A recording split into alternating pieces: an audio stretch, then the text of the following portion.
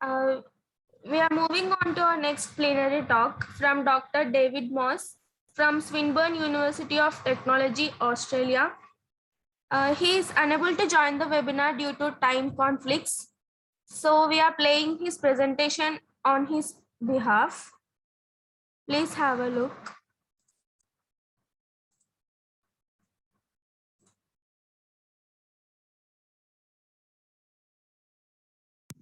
Hello, everybody. My name is Dave Moss. I'm the director of the Optical Sciences Center at Swinburne University here in Melbourne, Australia, and I'm pleased today to talk about our work on graphene oxide for integrated linear and nonlinear photonic devices. And I'd like to thank the organizers of the conference for inviting me to give this plenary presentation. So I'd like to acknowledge our local and international collaborators. These are our students and research fellow Jiang Wu. This is in strong collaboration with Professor Boha Jia, who's just moved to RMIT from Swinburne, who's developed most of the graphene oxide technology, and my international collaborators, particularly the group in France, Christian Goyer and Christelle Monin. So just a brief mention about our center. It's quite large, almost approaching 100 people. We have one of the largest laser facilities in Australia with probably more than a dozen mainframe femtosecond laser systems. We have nanofabrication, a whole suite of things. Professor Solius Uodkis is the deputy director, as is Professor Chris Vale. And we have a strong effort in biophotonics as well. I also just want to mention the Center for Translational Atom Materials, CTAM, which was formed by Professor Jia, who spun off from our center about 2 years ago, and their focus is on 2D materials and chemistry. So this work is in strong collaboration with them. So just highlighting some of our equipment and facilities in the Optical Sciences Center, the mainframe lasers and nanofabrication and so on.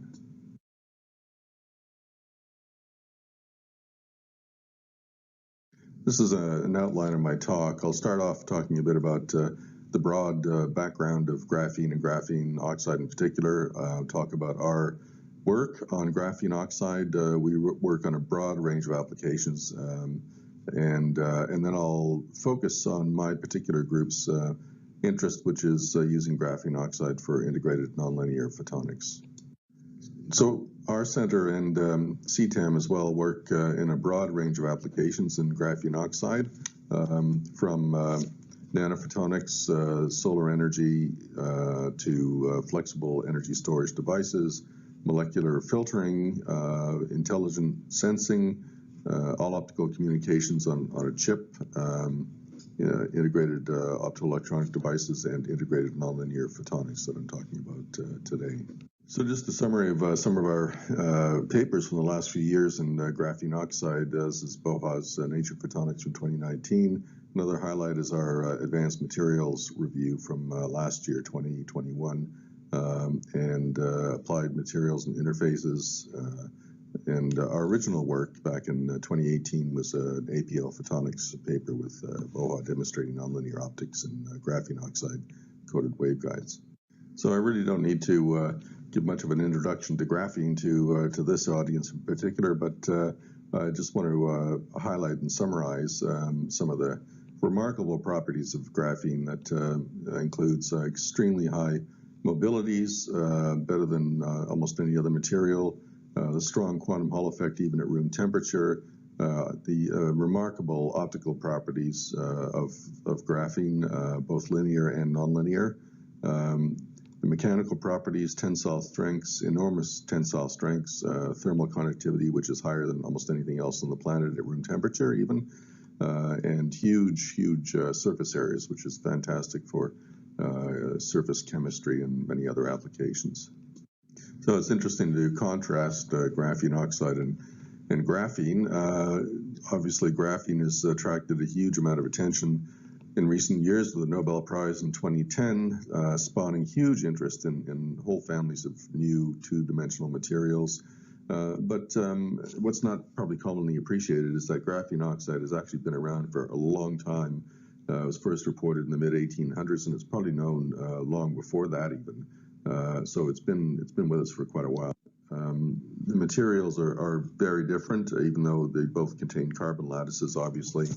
Graphene is a rigorous theoretical, rigorously two-dimensional material with amazing properties, Dirac band structure, whereas graphene oxide is much more complicated with functional groups, and this really gives it more like a dielectric behavior. So it's got a finite band gap which can be tuned by a variety of means, and so they're complementary, I would say, and sort of two sides of the same coin.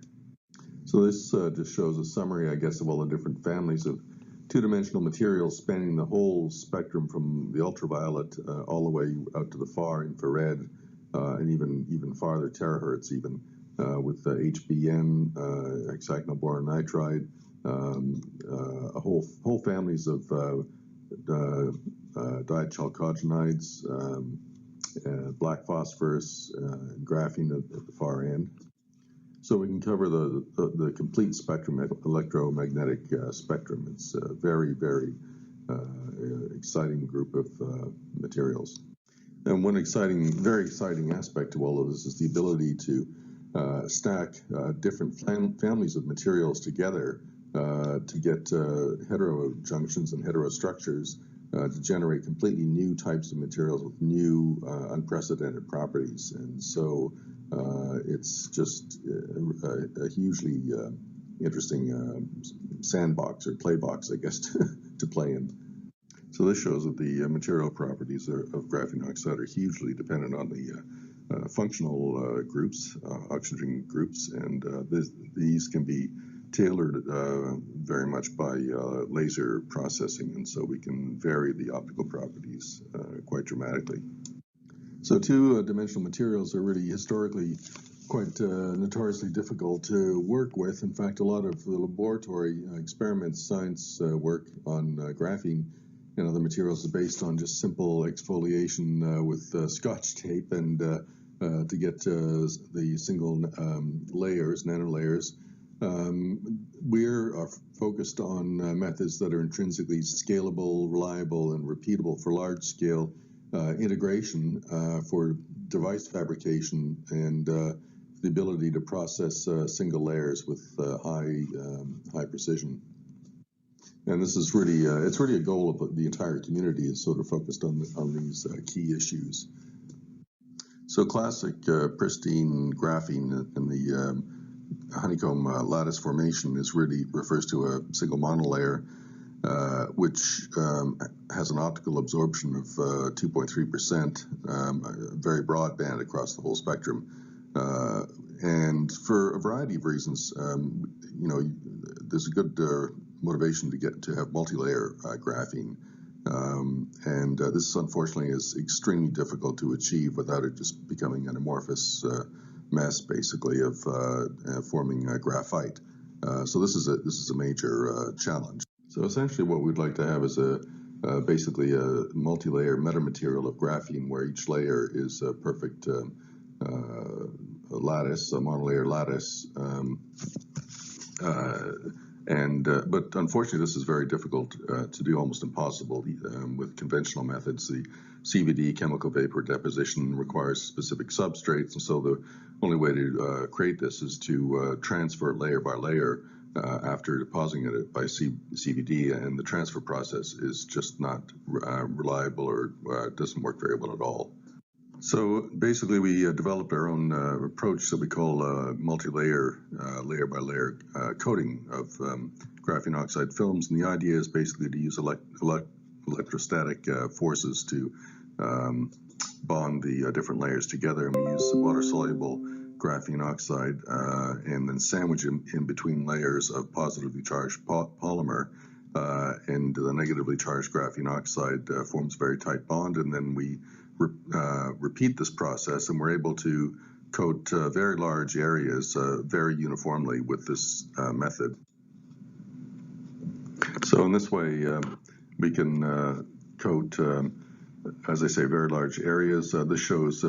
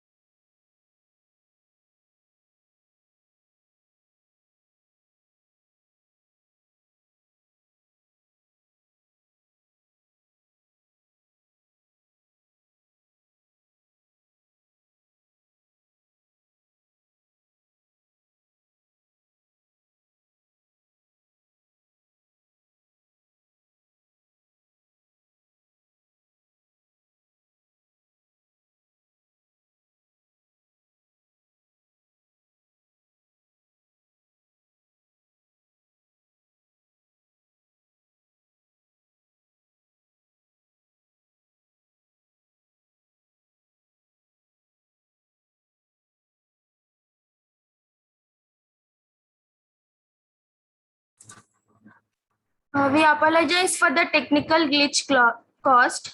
We are sharing the video again from where it has stopped.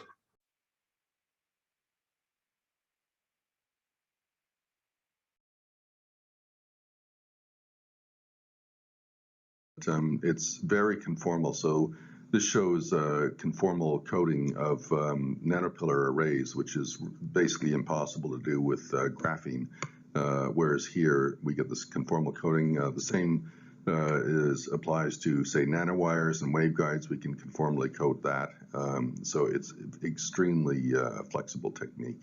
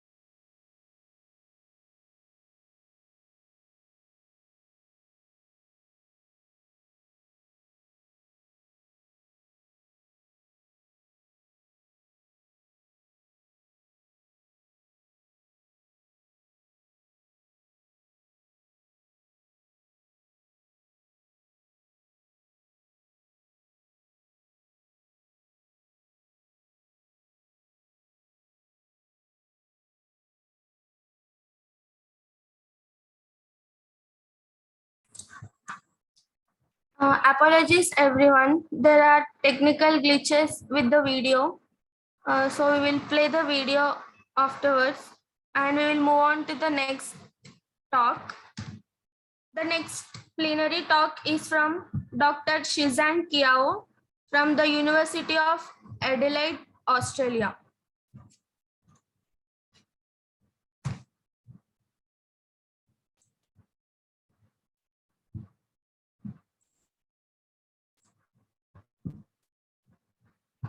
Let us wait for another 5 minutes for him to join.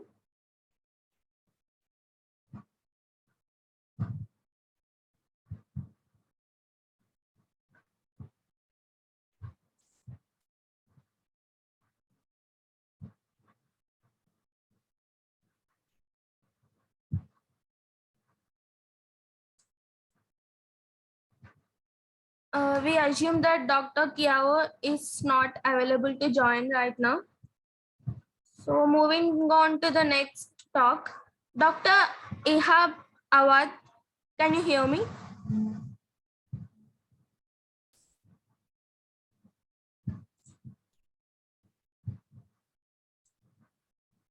Dr. Ihab Awad.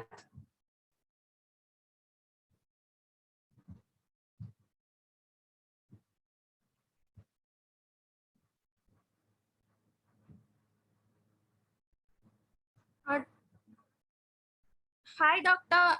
Ihab Awad. Can you hear my voice?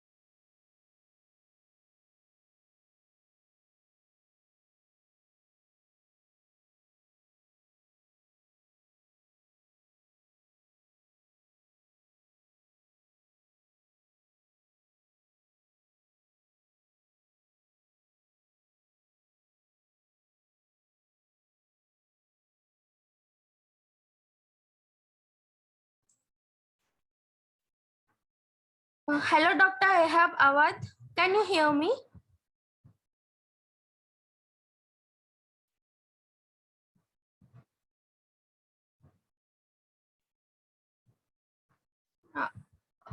Okay, so it seems like Dr. Ihab Awad is not available right now.